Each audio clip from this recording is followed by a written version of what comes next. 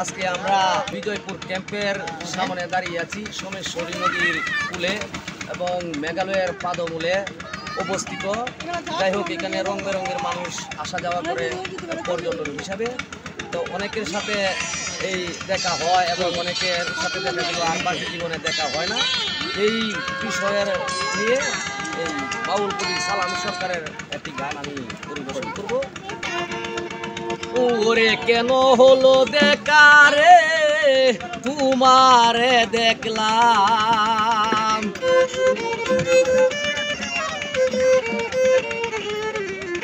যারে আমি একেবারে হারাইলাম এই জীবনে, যারে আমি একেবারে হারাইলাম।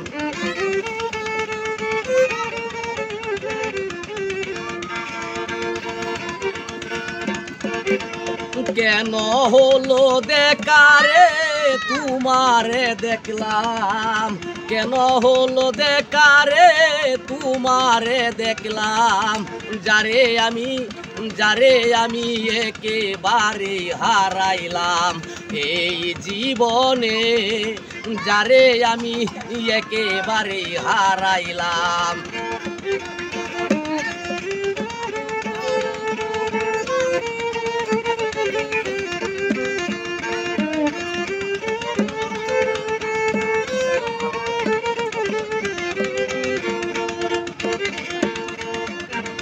কোন মুখে দাঁড়াইয়া বলবো এই মনের কথা, কথা শুনে তুমি যদি পাও গো ব্যথা। কোন মুখে দাঁড়াইয়া বলবো এই মনের কথা, কথা শুনে প্রাণে যদি লাগে রে ব্যথা। নিজের হাতে নিজের মাথায় কুড়াল মারিলাম, নিজের হাতে নিজের মাথায় কুড়াল মারিলাম, যারে আমি একেবারে হারাইলাম এই জীবনে, যারে আমি একেবারে হারাইলাম।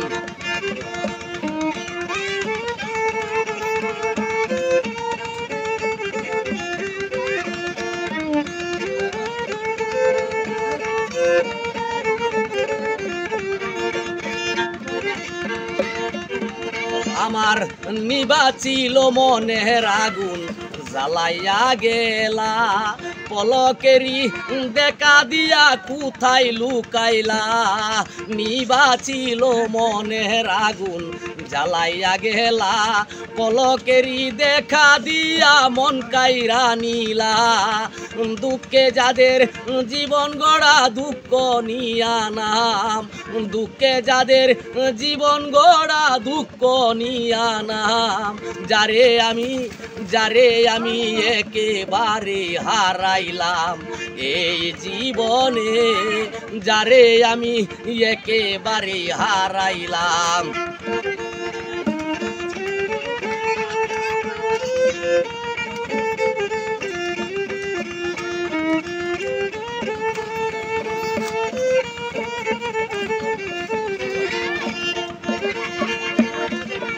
ভেবেছিলাম তোমায় দেখা বাঁচিয়া থাকবো, কাছে তোমায় নাইবা পেলাম দূর হইতে দেখবো। ভেবেছিলাম তোমায় পাইয়া বাঁচিয়া থাকবো, কাছে তোমায় নাইবা পেলাম দূর হইতে দেখবো।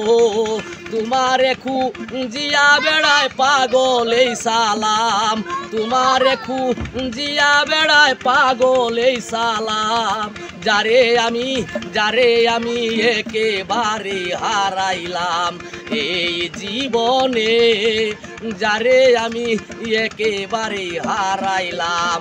কেন হলো দেখারে তোমারে দেখলাম, কেন হলো দেখারে তোমারে দেখলাম, যারে আমি একেবারে হারাইলাম এই জীবনে, যারে আমি একেবারে হারাইলাম।